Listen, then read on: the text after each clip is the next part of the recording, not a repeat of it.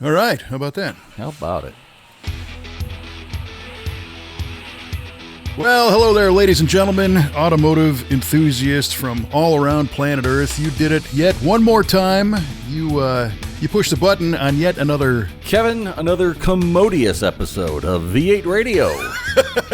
Commodious. Oh, boy. Yeah, this show has really gone into the toilet. I was going to say, it's not commodious, right? It's commodious. Mm-hmm. There's a good story coming up on that. This is the V8 Radio Podcast. I'm your host, Kevin Oeste, joined, as always, by our esteemed co-host, Mr. Mike Q-Ball Clarke, who's feeling rather commodious. Oh, every day, my man, every day. That's how I roll. Yeah. Do you ever hear the story about, the band, of course, the Commodores, Lionel Richie and the Commodores? Yeah. You ever hear the story on how they got their name? I do not. I have not, no. Apparently, the whole band was arguing over what they should be called. Okay. And to settle the argument, they said, all right, here's what we're going to do, guys. We're going to open the dictionary, and we're just going to put our finger down, and whatever we hit is going to be the name of the band. Are we in agreement on that? Oh, boy. And they went, okay, this is it. So they flipped open the dictionary, and they landed on commode. Oh, man. The birth of the Commodores. Very nice. Very nice. Yes. Yeah. Well, I'm glad they tweaked that a little bit. For sure. Do you have a definition of commodious Yeah. that you want to share with us? Roomy or comfortable? Oh, well, heck, that makes sense. That's much better. Yeah. I mean, how could you not put that together? I kind of like that now. Yeah, right? All right. Well, that's going to be both of these. So for anybody who subscribes to the V8 Radio Podcast, which should be everybody, of course, right. you know full well that we start each episode with an automotive trivia question, and then we mull over our answers and reveal them at the end of the show, to which everybody, either loses IQ points or they breathe a sigh of relief or something. Right. Have you, in fact, prepared a trivia question for us? In fact, yes, I have. So here we go. So in the world of drag racing, Kevin, how much fuel does a top fuel dragster go through on a typical run? Ooh, that is a great question. And I recall the NHRA website at one point had like this really awesome set of, not really FAQs, but just like fun trivia about top fuel drag racing and how much power they made and how much fuel at one point. So I knew this, and it's a quarter mile. And these things at the time when I read this, they didn't really know how much power they made. They were talking like at that point, I don't know, 9,000 to 12,000 horsepower or something. It was super crazy, staggering. And I love the fact that they were taking a shot at NASCAR, saying like one top fuel car makes more power than like half the starting grid of the Daytona 500. Yeah. So having said all that, I'm going to say it's like 10 gallons of fuel. They don't have a very large fuel tank on them. Right. But 10 gallons per quarter mile is quite a bit of fuel. It's a lot of fuel. Agreed. And those things go to like complete destruction. You know, at the end of the quarter mile, they're only running on 2 or 3 cylinders, and plugs are gone. Yeah, plugs are dieseling their way down the track at that point. Yeah, it's incredible. Yeah. That's a great question. Yeah, that's my answer. I'm going to say 10 gallons. All right. 10 gallons. Duly noted, sir. What do you got for me? The sidebar question is how much nitrous oxide did Nick Scavo use in a quarter mile run on the black 65 Impala back in the day? And I think if I remember correctly, it was like 5 to 7 pounds. Oh my. Yeah, they pushed so much nitrous through that car. It didn't even make sense. But we'll have to check in with him on that one. Yeah, for sure. I mean, that was a 9-second Impala with a full interior. 830s on the bumper. God, full interior column shift. Yeah. He had to push a lot through that. My goodness. That's crazy. Okay, so I got one for you. Do I And get this to, do I comes get with to a pick? I'm sorry. Do I get to pick between door number 1, door number 2, door number 3? No, there's one door on this commode, and you get it. Right on. Well, I hope there's a bidet attached to it. Might be a half moon on the door, but my grandfather used to sing a song about that, by the way. Something like there was a star on the door and a Sears Roebuck on the floor and the house on the old back lot. It was about an outhouse. Nice. Yeah. All right. This has nothing to do with that. Okay. When was the first automotive aftermarket navigation system available? Ooh, the first And then, automotive aftermarket navigation system. correct, when? Bonus question, who developed and built it?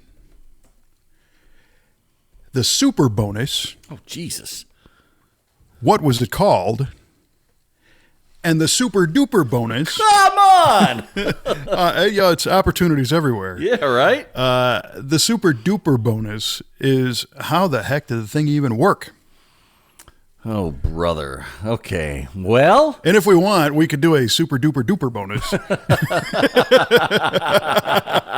of what did it cost right. retail. Okay. Well, I've actually heard about the early automotive navigation systems. I'm going to jump right now to one of the super duper bonuses and tell you how it worked. That's the super duper duper bonus. Okay, all right. The triple double duper. duper. The triple duper. I'm going to go to that one. So the way it worked was it was a pre-recorded tape that had all of the turns and all of the streets that would kind of, depending on where you were going. So you had to have a street that was a tape that was already made for the area you're driving in. And then you would start it, and it would kind of guide you along, kind of like you had to time it just right to go along the street. And I think these came out, in the early 60s. I'm going to say 1962 for the first automotive aftermarket navigation system. So it was a preloaded tape. So there was no satellites. There was no global positioning system to guide you along. It was a pre-recorded tape with pre-recorded maps in there to show you where you were going. And what was the other bonuses? Heavens to Betsy. Who developed it? And what was it called? Okay. I'm just going to take a wag and say it was developed by Motorola. And I'll say it was called the Navigesser. Wow, that's dynamite. You're quite a commodian. Right. Ain't I though? The Navigesser by Motorola. You might get there. We don't know. Will you get there? We guess so. Yeah, your guess is as good as ours. Pretty much. At that time, yes, exactly. Take the guessing out of your day and let us do it for you. Exactly. You got all the marketing spiel going. Yeah. I love it. That's fantastic. Well, that's like, that could be better than the actual name. So, Maybe. But we'll find out. Okay. So that was the super bonus you went for. The super duper was actually the super duper duper, the double duper would be Right. the price. Do you want to throw a wag at that? Oh, the price. $495. $495. Okay. All right.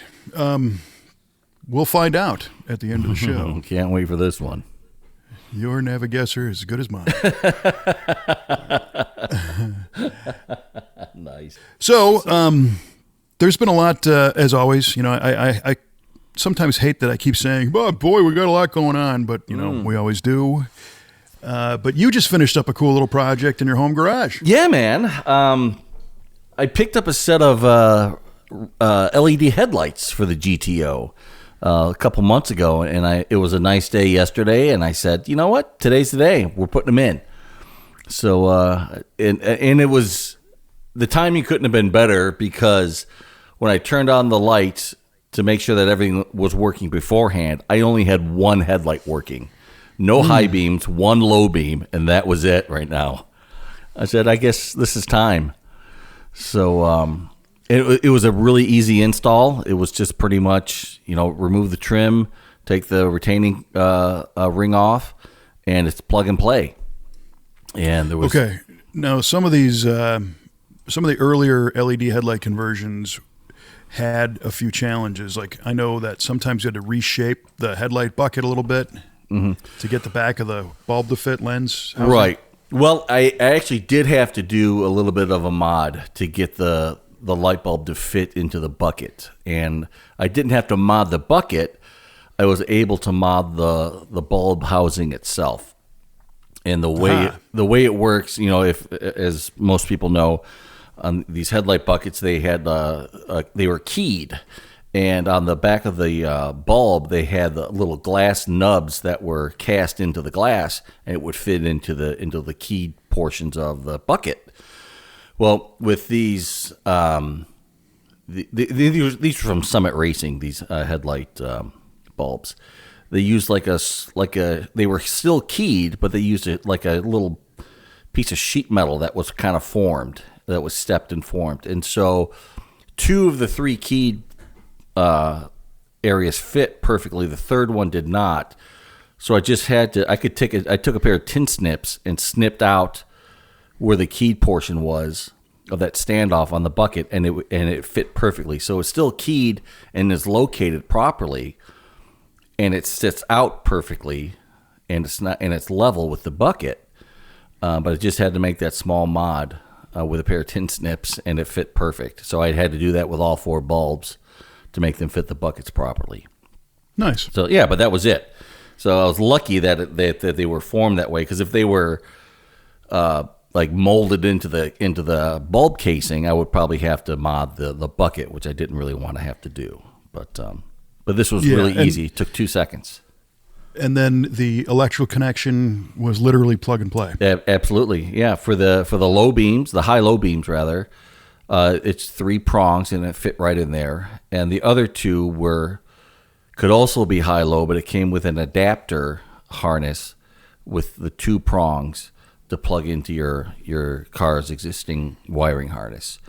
That connection. So it was. So you didn't have to put relays in or a separate power box. No, it draws 40 watts for a pair of bulbs, and I think it draws 3 amps for a pair of bulbs. That's a lot less than the originals. A lot less, and they are bright. Yeah, good. Oh, they are great. It was an amazing difference that it made. Best bang for the buck mod I ever did. I saw you sent me a couple of pictures of not only what the car looked like when you looked at the nose with the headlights on, but also from the driver's seat looking out over the road. Right. And it looks to be a pretty good whitewash of light out there. Oh, it's amazing. And with the high beams on, it's ridiculous. I mean, you can see the flipping moon, from crying out loud. It's great. You can see the street. Yeah, you can. Before, the street was just kind of a guessing game, so to speak, of where you were. Naviguess it to get home. Yeah, I had to naviguess my way around at night. I know that Trevor in our shop had some concerns initially when some of those LED packages came out, because the diffusion of the beam had like a hollow spot in the middle, and they were brighter, but it wasn't necessarily good coverage. But this looks like you can see. Yeah, I mean, the bulb is the diffuser is designed for that LED, so it captures the light and spreads it out just real nicely.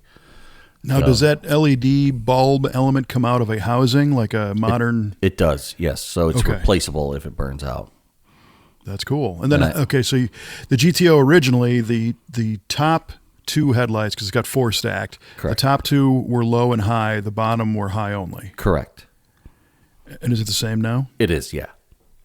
So you don't have all 4 on at once? I don't, no. Oh, that's cool. Yeah. Yeah, Sounds like they finally figured it out. Yeah, they fit nice, and I have no complaints with this so far. So, I took a drive around. I took my wife Jenny and my younger daughter Abby out on a drive last night, so I could show my wife how well the coverage is, so she doesn't worry so much when I drive at night with that car. So you can get permission to pretty go out much. At night So now. I need buy-in. No longer. Yeah. Used to be this, sunset, and now it's the time the street light comes Yeah, on. pretty much. Michael, Nice. Time to come home. She's out there ringing the bell. Yeah, indeed. Well, that's cool. Yeah, I was really stoked by that. I can't believe I didn't do that sooner, but I'm glad I did it now. So. Well, and that's one of those projects that it's very simple on the outset, and it turned out that the whole thing kind of was simple, which was great. Yeah. I myself wrapped up a project that is even simpler than that, but it also took decades to complete. Yeah? What'd you do? Yeah. Well, I finally got the horn working on the Galaxie. Oh, man. How about that? Yeah, I know. It sounds like, remedial restoration for doofuses to be victorious about getting a horn to work. Right. But I'll tell you, this was a challenge. What did you end up having to do to fix it? Well, for a little backstory, this car has been in our family possession, my dad and then myself, for 32 years now. And the horn has not worked until last Saturday. You got to be kidding me, man. I am not kidding. I love it.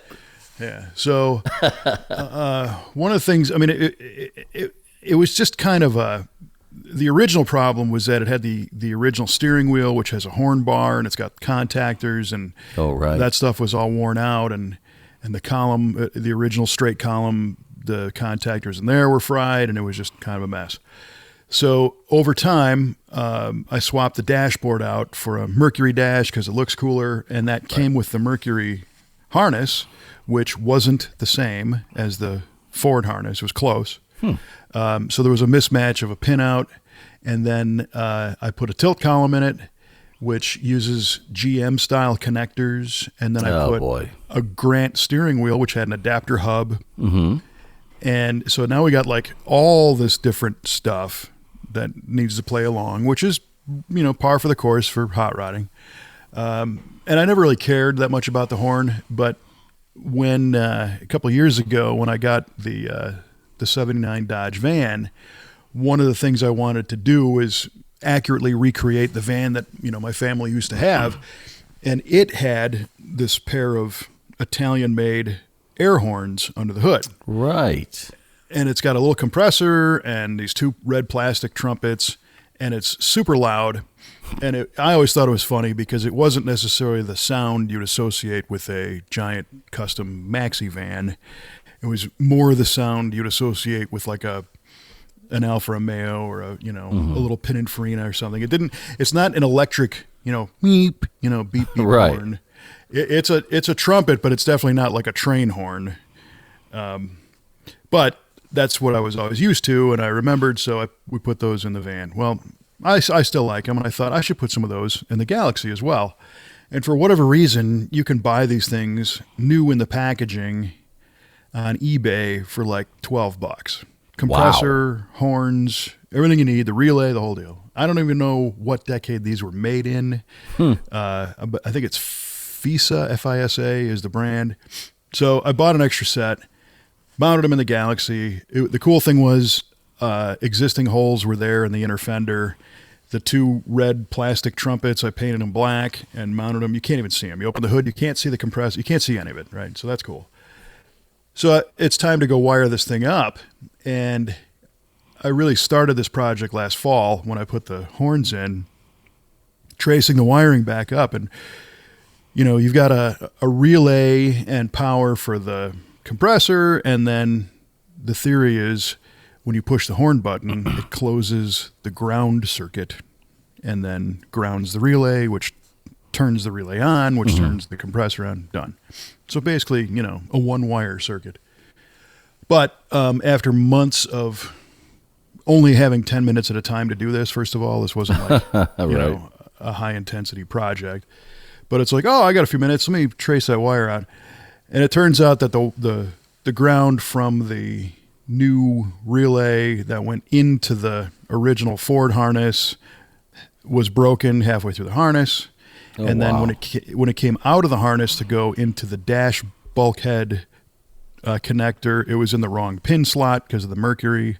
And then the wire coming into the dash and into the column was also broken.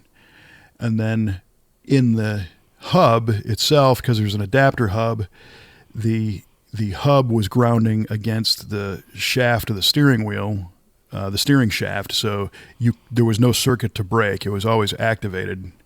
So the horn button wasn't even there. But I didn't figure that out until after I had monkeyed with trying to get the horn button itself to function properly. So you go around in circles doing all these tests and all this stuff. The fix was to insulate the cast aluminum hub adapter that mounts on the column that the steering wheel mounts to. Because I finally got it working, and then I would turn the wheel 5 degrees and it would stop working. Huh. And, I got a multimeter that I darn near burned the batteries out of. I set it to resistance mode so it rings instead of the horn blowing. You hear a little beep of the meter. Oh, right. And I'm turning the wheel and it's like beep, beep as I turn the...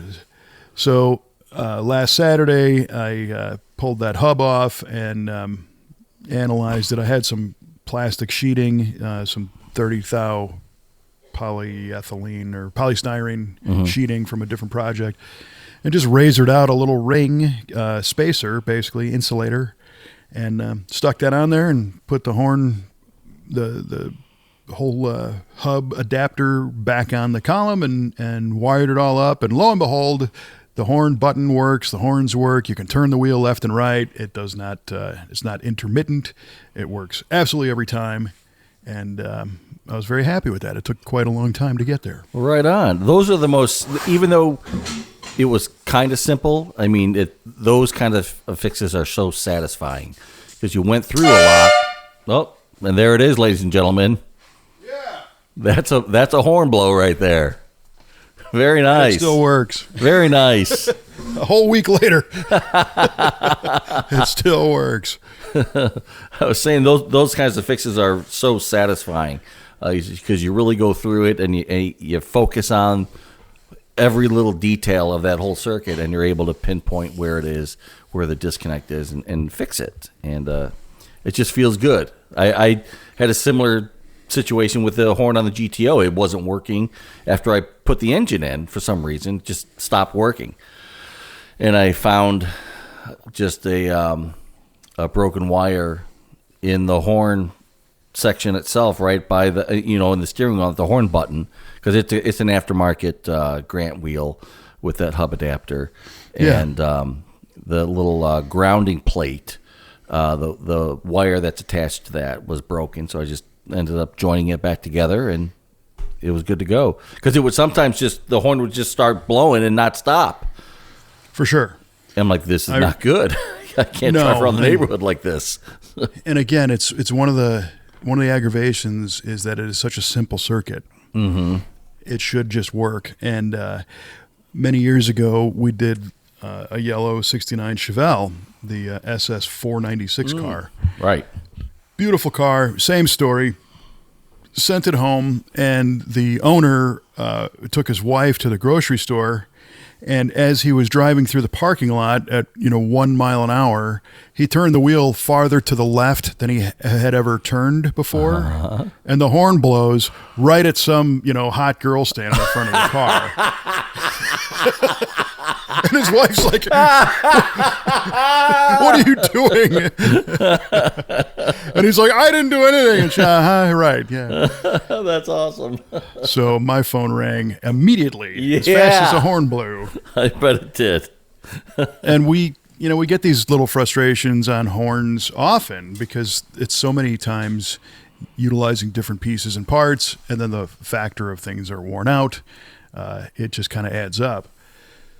And you're right, it is satisfying when you get it figured out. But what this exercise really reconnected me with is, kind of the attitude that you need to have to get these things done. And what I've learned, we're coming out of wintertime where our shop is, so it's cold and gray and dark, and some of the guys on our team are fighting battles with parts that aren't cooperating, or in situations like this horn and whatever. And I really have learned that in order to get these done, you got to have a positive outlook. And sometimes if somebody says, "Hey, you just need to have a positive outlook," you kind of want to punch them in the head because it's like, what kind of crap is that? But I've deduced the reason why a positive outlook is important and is crucial for this kind of stuff. And the way I equate this is a theory that I've had that I will call your inner black lab theory. Right? So you might have heard this a long time ago when we went through that Discover Leadership program, but you control your thoughts, and your thoughts control your feelings, right? Do you remember hearing that progression? Yes. Okay. You control your thoughts control your feelings. And sometimes it sounds like, whatever. But the reality is that I learned to look at your mind and basically everything from the neck up as being almost a separate organism from everything in your body from the neck down. Because it's been proven that your central nervous system, your spinal cord, it has its own operating system, right? And your brain, is the sensory organ that sees things and hears things and smells things. And then that information gets sent down the spinal cord, and your body will react to whatever your brain tells it. So, for example, if you look out in the backyard and you see fire, your brain might go, "Oh my gosh, that's a fire." And if your brain says, "Oh my gosh, it's a fire," your body immediately is like, "Oh boy, it's a fire." Right. But your brain could look at that and go, "Oh no, that's a campfire. Oh, that's fun. I'm going to roast some marshmallows and I'm going to put a chair out there and I'm going to listen to some music." And your body's like, "Oh, cool. I'm relaxed now," right? Sure. Just like a black lab puppy would do, right? If there's danger, that black lab is going, yeah. And if there's no danger, your inner black lab just kind of walks in a circle and lays down, takes a nap. Sure. So, and that translates to keeping ourselves alive and healthy. Because if your inner black lab is jumping up and down all the time and barking and stressed and yapping all the time, you're going to be stressed all the time. You're going to be angry. You're not going to do a good job. You're going to be in, the fight or flight mode all the time. Sure. And so what does that mean? Well, if we look back at early man, right, the caveman who's out on the caveman's daily routine was to wake up and hunt and gather, right, go through the wherever he lived. And, maybe once a day, some real danger would pop up. They use the example of the saber-toothed tiger would appear, right? And that's a thing, right? So the early man would look at this and would instantly either go into the fight or flight mode. He would run and try to get away, or, pick up a stick or a rock and try to battle off the saber-toothed tiger. Well, again, from the neck down, when your body receives that information that there's a threat over there, it prepares to fight or flight. So it does a bunch of things. It ramps up your heart rate. Your breathing changes. It releases stress chemicals and possibly adrenaline, right?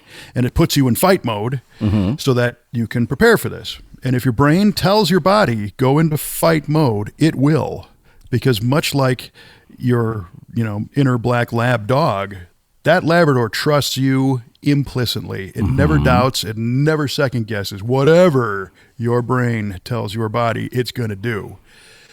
So in this case, Caveman takes off running, and he doesn't have to outrun the saber-toothed tiger. He just has to be faster than his buddy Grok over there.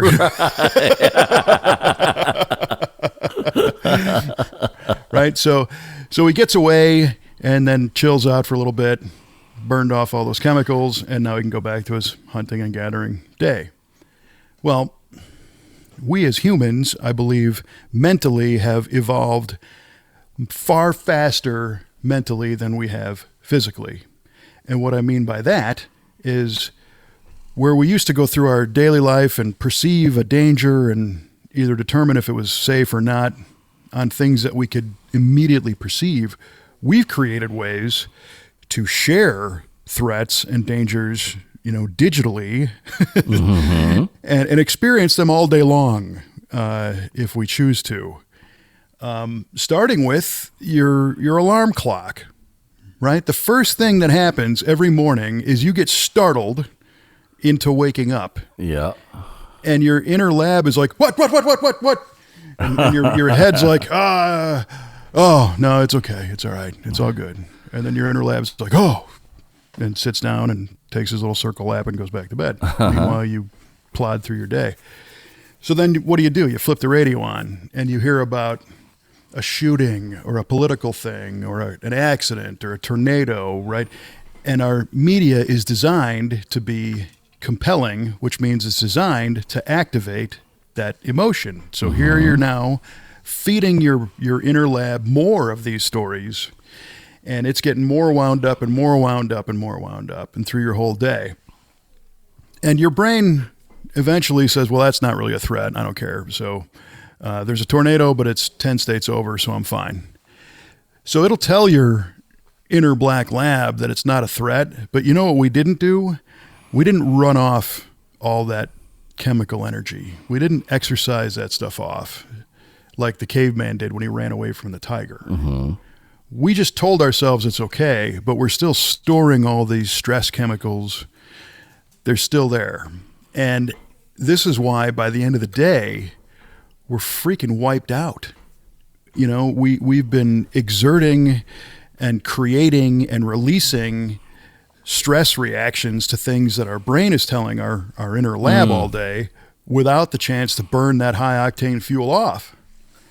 And it kicks your behind. So this is why I say mentally we've advanced beyond what our bodies can really handle. So the way to fix this is to get back to that original thought of you control your thoughts control your feelings. If you take a moment and analyze what's going on and change your reaction. So instead of mentally reacting immediately to the negative or the fight or flight, you can listen and go, oh, there's a tornado over there. Let me see where that is. That's okay. All right. I'm all right. It's not going to get me. And I'm going to remind my inner self that right now I'm in my room and I'm safe and I can hear my own music and I don't hear any wind and I'm good to go. And your inners go, okay, I'm not going to release any of those chemicals. I'm cool. I trust you. I'm cool. So what does this have to do with anything, right? Well, when I perceived working on this horn, I had the option when I pushed the horn button for the 500th time of rewiring this car that I could have got mad. I could have been like, damn it, this thing isn't working. And my inner lab would have been like, hey. But instead, I reframed that to say, okay, I'm going to get ready to push the horn button. And if it doesn't work, I trust the fact that I have the tools to figure this out. I'm not in danger right now. I have the time. This is a challenge to me that I actually enjoy because I'm focused on the outcome of I want to hear that horn beep. And I know that it's going to take a little while to get there, but I'm going to enjoy it when it does. So what do you say, inner lab? Let's give this a shot. And the inner lab goes, okay. And you push the button. And it doesn't work. And the lab's like, now what? And you go, well, it didn't work. Now we're going to try something else. Okay. and it's not a swelling pile of negativity and unburnt engine and emotional chaos and anger at the project, right? So I've seen it in the past where we've, somebody in our shop has been working on something. They're just, this piece is a pile of crap. There's, Chinese garbage or whoever built this before. No. We don't need to go there. Where we need to go is you've got an opportunity to set things right and to use your skills or grow your skills or try to do something. Maybe you've never done this before, but imagine how good it's going to feel when it all works and how happy the customer is going to be.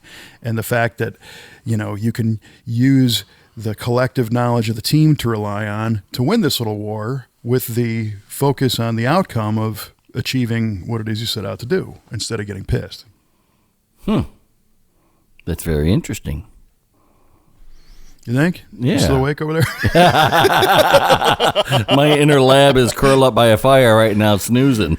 Well, that's the way to be. Right, exactly. No, that's a very interesting way to think about that and how to help keep yourself centered and not go sideways when things aren't going your way or you do get bad news or you see bad news and things like that. So that's an interesting take on all that. I like it.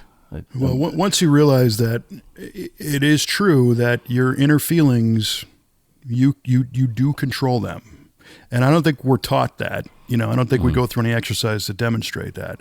But we can do it right now, right? So let's, through the theater of the mind, we're going to teleport ourselves to a Caribbean beach. And this is you're in a very comfortable, like a zero gravity reclining chair.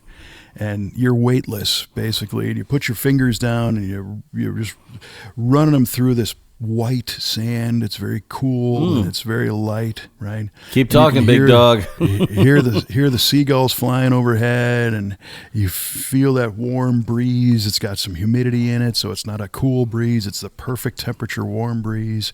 And here comes somebody with a fruity drink with an umbrella, and they're going to hand you these. As long as you put your hand out, you'll get another one just brought to you, and you got good music, and you got nowhere to be, and there's no responsibilities whatsoever, and it's your purpose at the moment in this universe is to be right there and just soak it all in at that blue-green sea, and there's a sailboat, and it's just right? Well, I hate to remind you, but you're not there. But your body feels like it, right? Right. Nice. You were able to think that, and your body went into complete relaxation and this is awesome. Mm-hmm. So it doesn't matter what your surroundings are. You can control that. And there's the proof. Yeah. Well, it's funny. When I was in the military, in the Air Force, and my job required me to go to survival school. And one of the things we had to do, it was in the wintertime in Washington State, and we would have to hike up into the mountains. And they were not, it wasn't like Everest or anything like that. They were like maybe 3,200-foot mountains. We had to wear snowshoes. And if anybody who's worn snowshoes understands how awkward that is if you haven't done it before. Like for your first time, and you got to walk with your feet kind of planted, wide apart to accommodate the width of the snowshoe, and your feet have a tendency to kind of splay out a little bit when you walk naturally, and when that happens, the tail end of your snowshoe will catch on each other, and you'll end up doing a face plant right in the snow. And let me tell you, nothing gets that fight or flight, primarily fight emotion going quicker than when you face plant in the snow. And there's a lot of cussing that happens, a lot of expletives flying around, and the element leader, the survival school leader, his words are, "Airman Clarke, you need to control your emotions." And that is probably the least helpful piece of advice you can get right at that point. But the fact is, you do have to learn to control your emotions, because it does control your body, because you start fighting at the air, for crying out loud, when that starts happening. And if you understand that it's going to happen, and you can learn to say, this is just part of it. I face planted again. I got to get up. I got to catch up with the element, because they're not stopping. They're marching on. So you got to get up, dust yourself off, and catch up again. And Right. And if you don't, then you're going to fall behind. You're not going to complete the course and all that. But yeah, to have to learn to control your emotions it's in the long run the most helpful thing you can do for yourself. I think so. And I also think it's important to point out that not saying lie to yourself, not saying, I Right. fell in the snow and this is the greatest thing ever. Right? No, but just understand. Okay, dang it happened. Let's regroup and get going again. Yeah, my face is gonna be a little wet. I'm gonna Right. be a little cold. I gotta reorient, but I can do this. I will do this. I'm probably gonna fall again. But Right, when I fall exactly. again, I'll develop yet another technique for my arsenal, being able to get up. And again, back to my little horn story. One of the things that causes that reaction in me, because I don't get pissed very often. I try to You be. don't. I'll tell you what. I've Well- never seen you upset. I'll tell you. In the 10, 15 years I've known you, I've never seen you visibly upset. Well, it happens, and I'm not a temper tantrum kind of guy.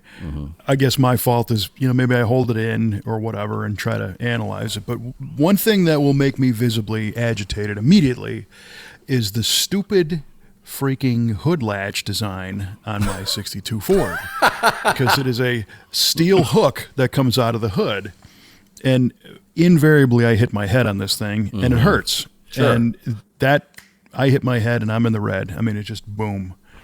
So what I've had to do is appreciate the fact that if I open the hood, I'm going to hit my head on that thing. So I made a foam pad that I now clamp to the hood latch, because I'm smart enough to learn that I'm going to prevent myself from going into that agitated mode, which is really going to throw off my day to try and come back out of. So I put the foam pad on, and sure enough, I hit my head on the bottom of the hood, but I hit the pad, and I went, ha ha, see? Gotcha. Yes, it's only taken 30 years, but I learned something. But at least I learned it. Right on. You did learn it. That is good.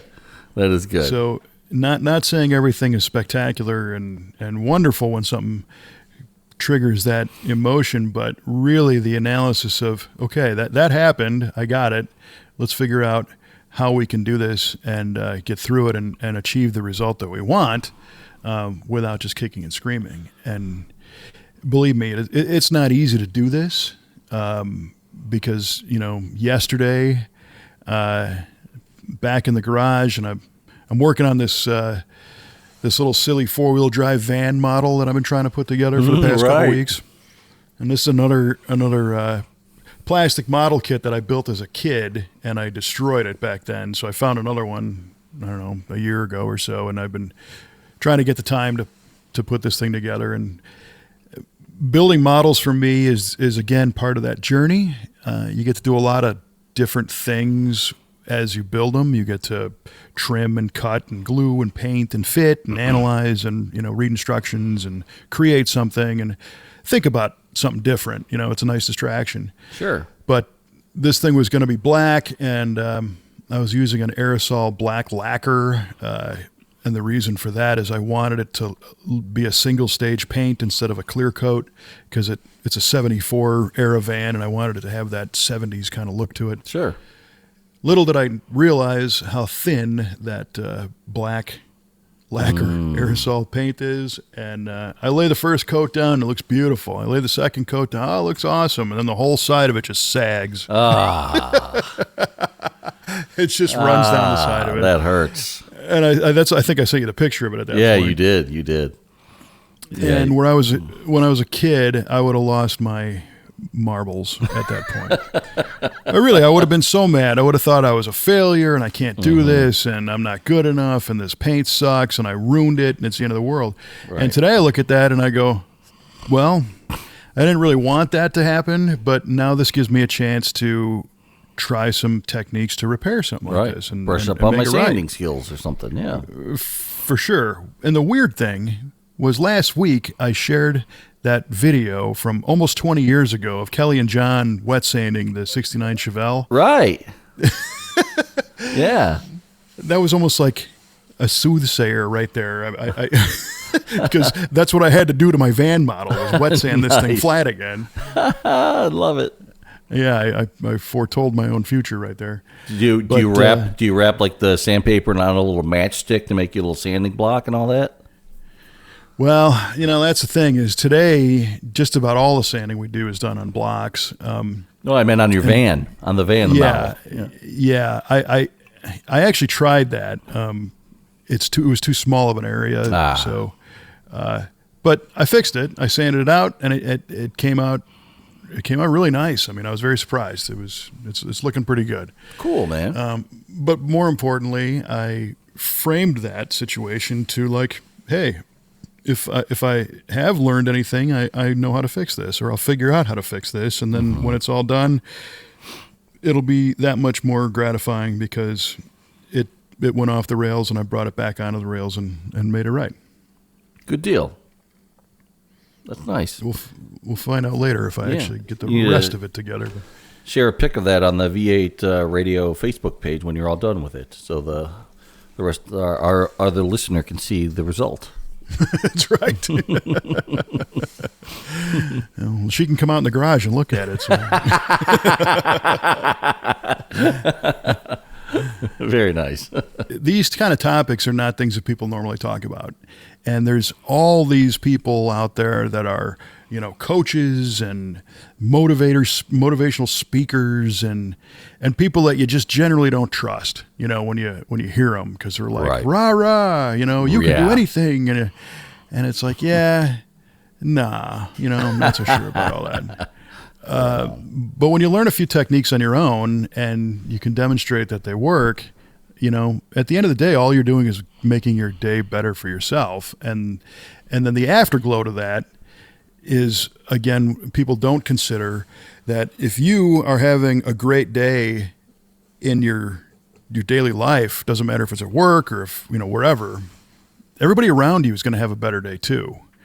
The strongest energy in the room wins. And if you are getting faced with challenges and you're rising to them and overcoming them, other people are going to do the same.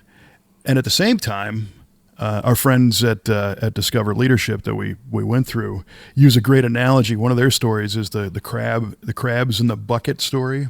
I don't know if Mike Jones had shared that story, if you heard that one before, but Mike noted that when he was a kid, he'd go fishing and crabbing in Texas, and he had this bucket, and he would throw all these little, soft shell crabs in that they would catch. Mm-hmm. And one day he's looking at this bucket, and there's all these crabs in the bottom of the bucket.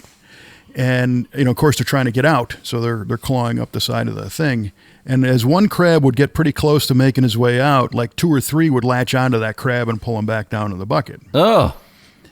And this is what happens with a collective attitude in an organization, right? If you have a bunch of people that have the same attitude, say there's a whole bunch of people that are looking at things negatively and they're all pissed, and one person comes in and said, no, I can do this. I'm going to really make this happen. They tend to be the crabs to pull them back into the bucket, Right. Like, where do you think you're going, buddy? That's right. And maybe not even intentionally, but just by banding together and saying, oh, well, what's wrong with him? He's an idiot, whatever. And then there's this buzz. But if you can overcome that and say, well, yeah, I was approaching things in a way that wasn't working for me, so I'm trying something else. If you try something else too, you're going to enjoy this and you're going to be successful at it and it's going to rock. That will also be the strongest energy and bring everybody up. And then that person goes home at the end of the day to their family and they're in a better mood. And by the way, whatever they were doing comes out better because they were more relaxed and less stressed and more challenged by it than annoyed by it. For sure. That is great. When I always try to bring, especially when I come to the shop, I try to bring a good, happy attitude with me. Despite even when things don't, necessarily go our way, we order a part and it's not right for whatever reason, or it's defective and it puts us behind, and it's frustrating, but we got to move on and try to learn from it, and maybe we don't order from that source anymore if this has happened more than once. So try to learn and try to always keep moving forward and not let those things bring us backward. Yeah, and generally, I got to hand it to our team because they are a positive, forward-thinking group overall, for sure. Yeah. But it happens. People get frustrated with things, and there are components to that. If there's a time crunch, that can add to it.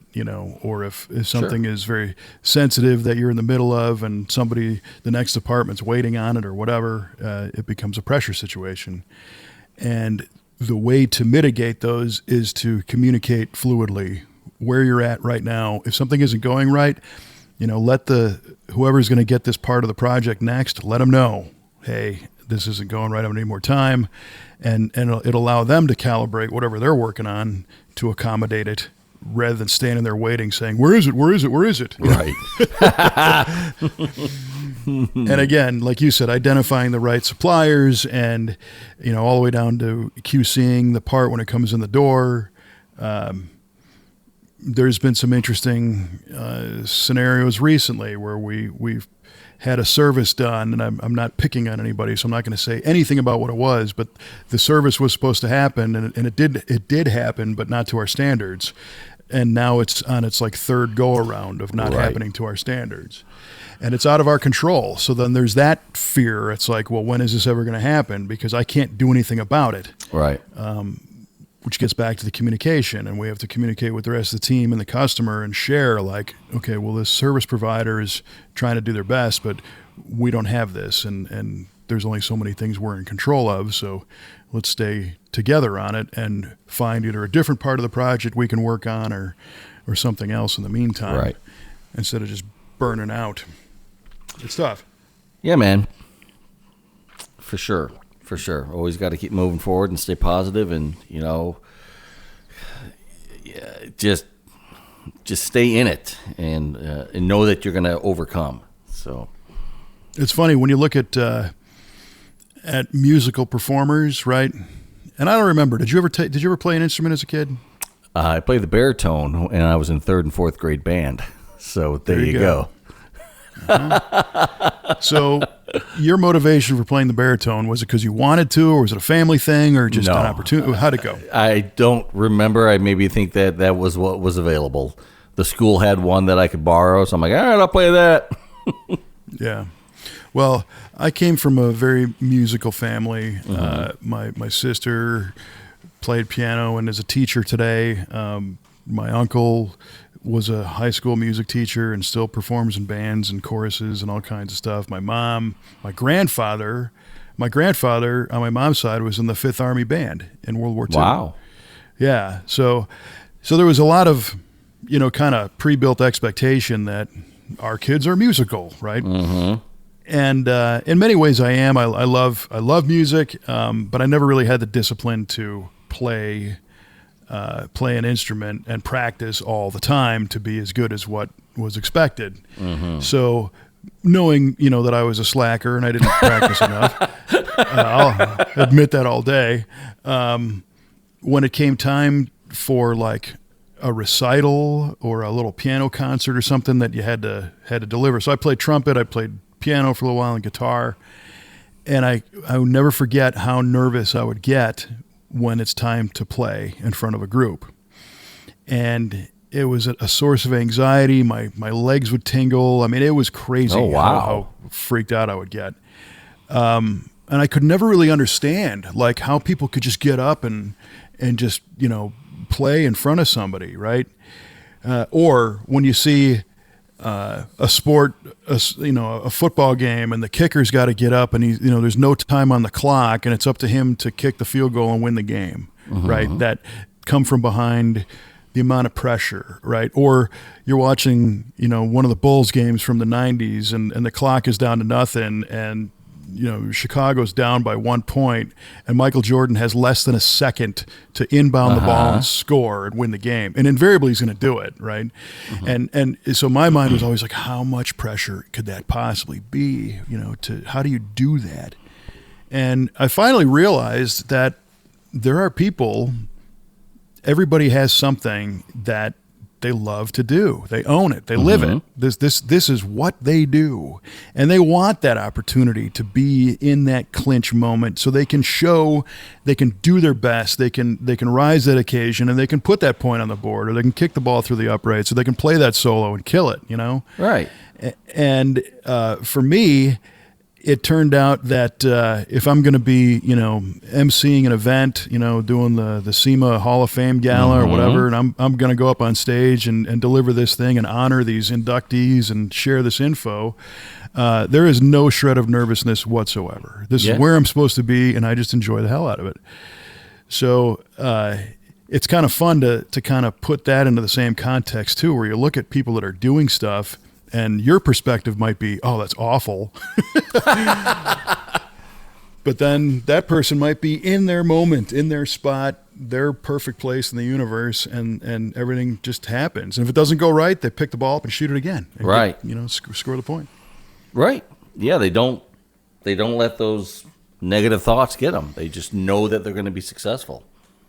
That's it. So, yeah, and you do so much with the emceeing and the McCacken After Hours Live and all the Bonnie Air events that you MC and the Triple Crown that you share the stage with and all that stuff. And it comes off as so natural to people who watch it. And I watch that. I'm like, God bless America. I could never be that smooth and do that. I would choke up every time. Just doing this podcast, when we first started doing this podcast together, my legs would start tingling and I would feel all nervous before we would start this.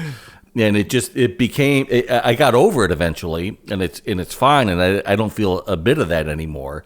The only time I kind of do sometimes is if we're, like when we did the PRI podcast with Mike Good, sometimes I get a little nervous because there are actual people watching. Yes. And you don't want to flub up. At least with this, doing this way, I can head it out any mess up that I might do along the way, which is great. So that's my safety net. For sure. Well, I appreciate the kind words, and I don't know. For me, that's just kind of my element, and it's fun to do these kind of things, but there are certainly many different things that I look at, and it's like, there's no way I could do that. Mm-hmm. There's just no way. And like, so, Jeff, our painter at V8 Speed and Resto, when he puts the suit on to go spray the color and the clear on a car, I've done that before. I've painted a lot of cars, and I get nervous because this is the culmination of so much work that happened to get that car to that point to where it's finally going to get color and clear on it, that my mind still goes into building that model kit as a little boy saying, if you screw this up, it's the end of the world. But Jeff not only is a master, so he knows what to do, and he's confident knowing what the vision's going to be. He can see it. He always jokes about it. It's not really a joke, but he tells me that, before he paints a car, he's already painted it 100 times in his head. Oh, man. He knows how he dragged the gun over the roof of the car, how he held the hose, what pattern he started with, as far as because there's a whole approach for painting a car. You start, a lot of people start at the roof and they'll come towards the driver door and then down the side and around. You can't just start in the corner willy-nilly and go, right across the whole thing. And then you got to do the second coat in a different direction so you don't have zebra stripes or color mismatch. Oh, man. Oh, it's complicated, and it's physical, and it's mental, and it's a lot, right? And when he comes out of the paint booth and it looks awesome, every single time, and it's like, damn, how do you do that, Yeah. And there are certainly times when, I remember recently he was trying a different type of clear coat, and the clear actually sagged, similar to my little van model, and he was let down a little bit because nobody was happy that happened. But he's like, no, I'll sand it out, and we'll be good to go. And he did, and we were just perfect. Fine, great, and done. Yeah, it's really cool to see people do what they're really good at. It is. I had the good fortune to be able to watch him paint that blue '69 Corvette Roadster that we recently completed, that we had at the Muscatine Corvette National Show. Yeah. And holy cow, that was a whole nother level of thing I've never seen. To watch the color go down on that thing, just the color, it looked amazing. And then the clear went on top of that, and it was just out of this world. It was incredible that somebody could put paint down that nicely and it turned out as well as it did. It's crazy. Well, and the next level things to think about are how much do you put down for the first coat? Because it's literally kind of a dusting. He doesn't go for full coverage on the first coat. And I would always screw up trying to put too much color on right away or not enough. And, he understands how the next coat is going to blend and soak in and cross-link with the previous one and flow itself out so that you won't know that it had, 4 or 5 different coats. It's just all one coating. Nice deep coat, yeah. For sure. And that car looked amazing, especially once it got cleared and we pushed out in the sun. It was like, holy smokes. Yeah, right. So, yeah, and like, the guys in our fab shop or in our mechanic shop, TIG welding exhaust system together and, even running wires or bolting suspension parts together. You can tell when somebody's in the groove and they got what they need and the stuff's working. And even if it's not working, they're in tune enough to go, I need to shave this. I got to fix that, or we got to do this. And next thing you know, it all just kind of comes together. And it's like that Zen kind of thing is really great to have. And it takes some work to be at that, not only at that skill level, but that mindset. It does take work. It's not always natural. Oh, for sure. For sure. If you can get there, it's good. Yeah. I mean, we'd be remiss to not mention the body work that has to go in to make that paint look good. Because that's just the last step. That just shows how nice that body is underneath as well, how smooth everything is. Well, and the body team, their big challenge is they don't get to see it shiny. Yeah. And that's where all the flaws become visible, is when, that clear paint is on and all of a sudden there's a ripple or a wave. So our body crew, they've got like a sixth sense, to be able to look at things and feel things and know what's going on with that, the filler as they sand it and the primer as they sand it. Because you can rub some wax and grease remover, on certain types of chemicals without hurting the surface, but it adds a wetness to it to where you can see, this isn't really straight here or whatever. But the guys in the body shop, Tim's got the most experience. Ziggy, of course, joined us very recently. He's got tons of experience and is bringing all kinds of cool tricks to that department. And Phil and Tyler are both the next generation guys coming up to refine and master those skills as well. And it takes patience and perseverance and attention to detail that is like really remarkable. And for sure, that stuff hats off. Yeah, that stuff is black voodoo magic to me. How well they can do that. That's an art form. I mean, it's truly art to get those shapes to be so consistent and so nice, and then to lay the paint down to really bring all that out. It's pure art, and you'll never get me to say different on that. It's amazing how well people can do that.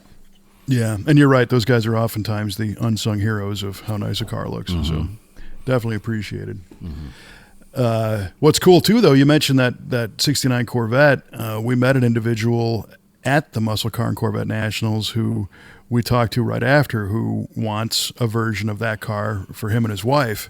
Not the blue, not a copy, but this gentleman has a bunch of different Corvettes of every generation, basically. But the 69 is one of his favorites, and he's got like NCRS top flight cars that are, perfectly original and correct, but is looking for a high performance version of a 69 coupe that will have modern creature comforts and a lot of power and reliability and, kind of perform like a C8 but look like a C3. And it's exciting.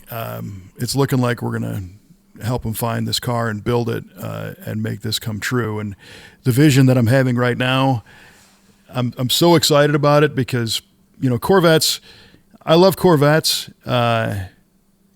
most of the time.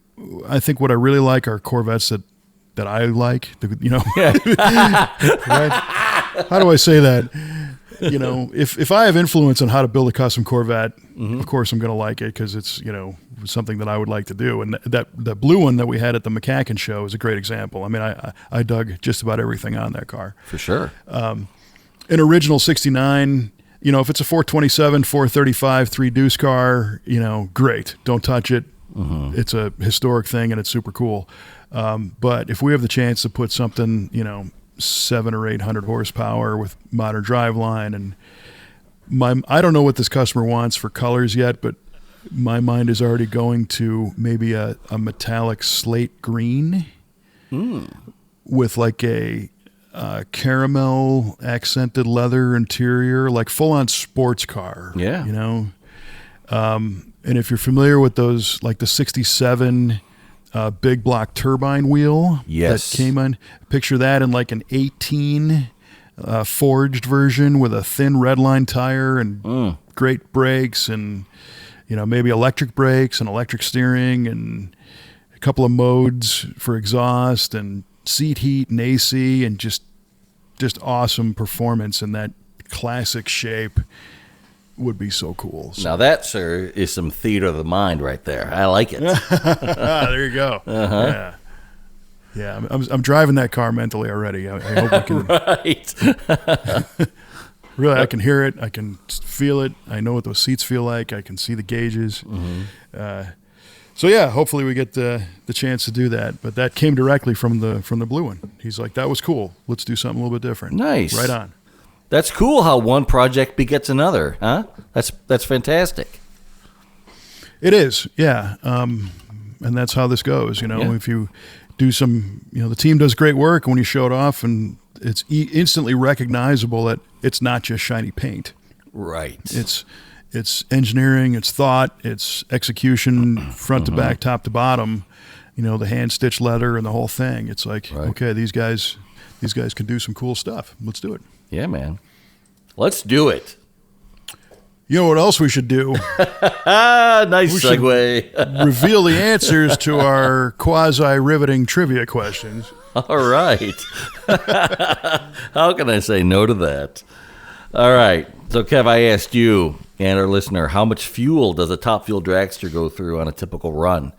And you said 10 gallons is what you want to go with. Well, that's a little light, my friend.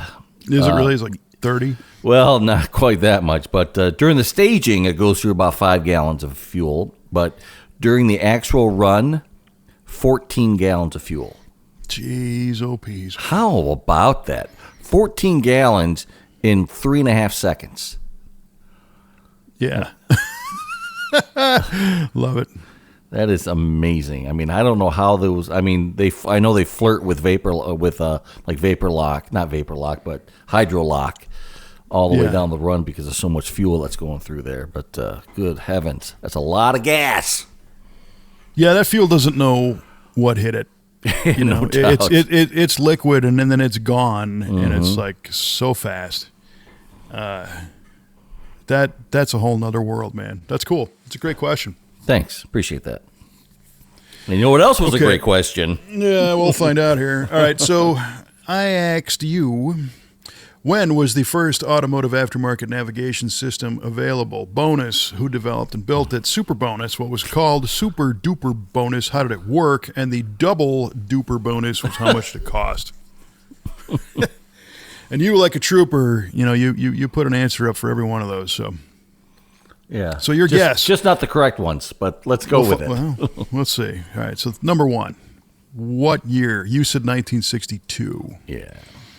And I'm thinking, because your mind was probably aligning this with early rocket navigation and jet technology. Sure, we'll go with that. Sure. It was actually 1981.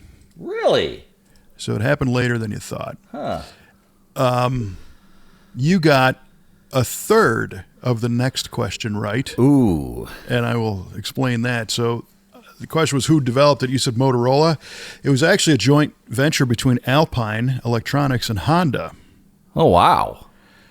But if you dig deep into Alpine's history, Alpine was half Motorola. Well, see, I knew that. That's where I was going. Right, of course. You got a third of that right. All right, I'll take a third. All right, so next, the name of this system. Actually, we're gonna reveal that at the end. Yeah, let's stick that one to the end. Okay, so the next one was how did it work for the super duper bonus, and you said well, because there was no GPS satellite navigation at the time, it utilized a pre-recorded tape with pre-recorded maps, which were timed to match the travel of the car, essentially. Yes. Right? Yes. Okay. It was an inertial navigation system because it contained a helium gas gyroscope that could detect both rotation and movement. A special servo gear was attached to the transmission to feed information to the unit to help maintain position, map speed, and distance traveled. Transparent maps were placed inside the unit, and it would scroll them past a 6-inch monochrome CRT screen, which was illuminated as the car traveled along. So the monitor would indicate by a series of circles or crosshairs on the screen to show the vehicle's current location or display lines for path of travel. A marking pen was also included to help make personal indicators on the map if needed. Adjustments could be made to change the display scale, position, rotation, brightness, and contrast. Okay. So it wasn't a digital recording or an analog tape. It was literally like a projector. Right. So it was like a pre-made map, but that was projected onto the screen, correct? Yeah. I think that's the only thing that could possibly be construed as correct on that one. The rest is all hot garbage. So. But as the car moved, it had a speed sensor, essentially, that would scroll the map faster as you drove faster. And then because of the servo gear and the helium gas gyroscope, as you turned, the gyroscope would trigger the map to rotate. I mean, it's pretty complicated stuff. Yeah. Yeah, definitely. I did remember like watching a special on that or seeing some kind of video on that a long time ago, but that's just what my brain put together. I knew that something was like preset, like a pre-recorded thing, but I forgot all about the inertial stuff on that. So well, I was surprised that it was that closely linked to the position of the vehicle without having a satellite. Kind of new. So you'd have to probably set where you were to start with, right? Drive off from there. There's a parallel. The early teleprompter used a scroll that you pointed a camera at the scroll, and then the camera image were the words that, if it was like at a news reporter's desk, there'd be a TV screen, and the words would scroll by because they were literally scrolling by the other camera, and then you had somebody who was adjusting speed based on how they were talking. So kind of a similar thing. The super double duper bonus, the price, you said $495. Yeah. It was actually $2,746 US dollars.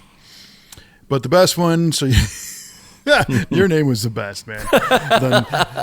The Navigesser, new from Motorola. They actually called it the Electro Gyrocator. Oh my! I like my name better. Well, not much rhymes with Electro Gyrocator. No, but the Navigesser, man, that's really good. That's what we used to call the navigators aboard the AWACS. We used to call them Navigessers. So there you go. That's where that one came from. I was going to say, it has that little element of uncertainty and adventure all rolled up in one. Sure. You may get there. We guess. So we're both kind of wrong on that one. It's all good, though. Good question, though. How did that pop into your head? Well, actually, I was scrolling down a rabbit hole of late 80s and early 90s Alpine stereos for cars. Nice. And I was trying to find the nomenclature of their part numbering system, because you could get a 7922 or you could get a 5922. So what was the difference? I see. And back in the cassette days and all that stuff. And these units, of course, are very popular and expensive now. If you bought an Alpine cassette player in 1993, you could get more for it today than you paid for it in 93. Dang. But again, a good friend of mine had an 87 Monte Carlo SS that the first go around was an Alpine pull-out CD player, and then the next one I think was a removable faceplate, an Alpine CD player.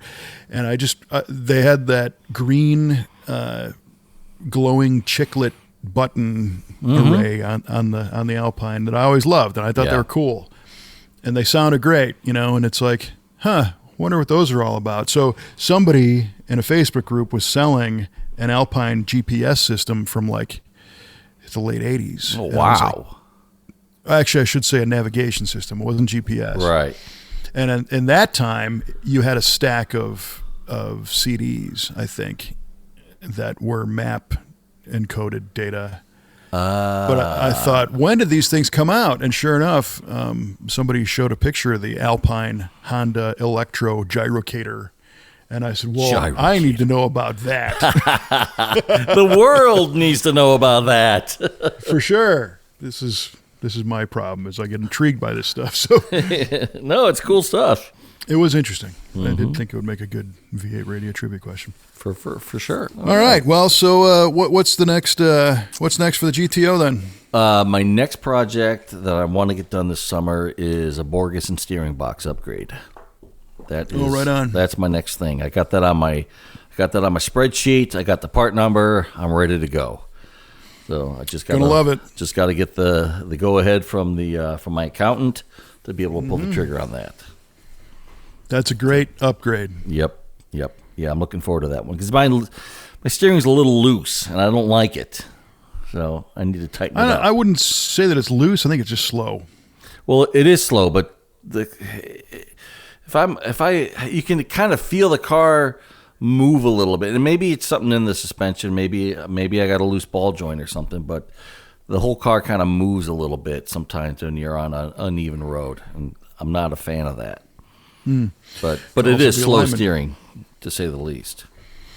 Yeah, because it handles pretty good. I mean, you got the sway bars and the decent suspension parts. Well, I'll tell you what, the handling has regressed greatly with the addition to those Rally 1 and bias ply tires. Holy cow! Holy cow! It is unbelievable how crappy this car handles now. Wow! Oh man, it is crazy. Yeah, that much of a difference. 100%. It's like night and day. I took a turn the other day when I took a car for a spin last weekend. It was really nice, and I took a turn that I can normally make a spirited turn that I can normally make with the radials that I had on there, and I almost didn't make it, man, when I did it with the bias plies. I mean, I went way wide. I'm like, ooh, this is not good. I can't do this anymore. Well, there you go. First-hand experience, because that's always the question. It's like, I love the look of those bias ply tires. Yeah. What am I giving up? And you're giving up some road manners. I'll tell you what. Yeah, tire technology's come a long way. For sure. How is it going just straight down the road? Does it wander? A little bit. With the bias? Yeah, maybe that's what it is. Maybe that's what the wandering is. Could it be? Maybe it's the tires. I mean, that was one of the biggest things that radial tires combated was road wander. Yeah, and maybe that. Now that you say that, it could be, because I don't recall that happening with the other tires on there. Yeah, if you think about the structure of a bias ply tire, you've got this angled piece of cord or wire or whatever, and one piece might be, I don't know, 15 inches long from bead to bead because it goes diagonally across the tire. And a radial, it goes straight over the top of the tire, so that cord is now shortened to probably half its length, making it stronger and less resilient, or more resilient to getting pushed around on the sidewall and stuff. So Yeah, maybe that's it. That's interesting. Huh. Yeah, if you want a good workout, just throw the other ones back on and go drive it and compare it back to back. Yeah, maybe I will. Yeah. And then do it repeatedly to verify the results. Just keep doing it every other day. Just change them back. Yeah, you make a checklist and just do it 6 times in an afternoon. And Yeah, good Lord. it's timed route. What's next on your list for the Galaxie? Great question. I have a long list. One of them, I kind of like your headlight upgrade idea. I have relays on mine. They're regular, traditional bulbs. Right. But maybe I do that. Kelly got me a cool tachometer. It's called a Rocket Tach. It's a Classic Instruments piece, I believe, where as the needle goes up, there's actually a rocket, and it has a little flare that comes out the rocket cool. exhaust plume. Yeah, it's just kind of a cool little thing. And this car has a Ford TFI ignition system on it, similar to like a 90s 5-liter Mustang. And I didn't have the right connector for the TFI coil to drive that tachometer. But now the horn's there and, other things are getting up to snuff. It might be time to put the tach in. And cool, man. Again, I'm not racing it, but it's always fun to kind of know where things are going down the road. And yeah, funny you should say that. I was looking at like column mounted tachs for the GTO because I had that tach that was in the place of the clock pod on there. But when I did all that stuff with the gauge cluster and replaced the harness, I put the clock back in there. So I don't have a tach right now. So I wanted to. I do like to know where I am, from an RPM standpoint. For cruise readings and all that kind of stuff. So I was looking at that today, trying to figure out which one's going to be best for me. So, got to find yourself a Dixco Don Garlits, man. Is that right? Yeah, you've seen those, the Dixco Don Garlits tachometer. It had it was a column mount or a pedestal with a red, white, and blue stars and stripes pattern around the outside of it.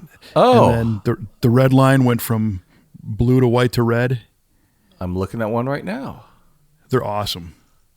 It is such a cool period thing for that car.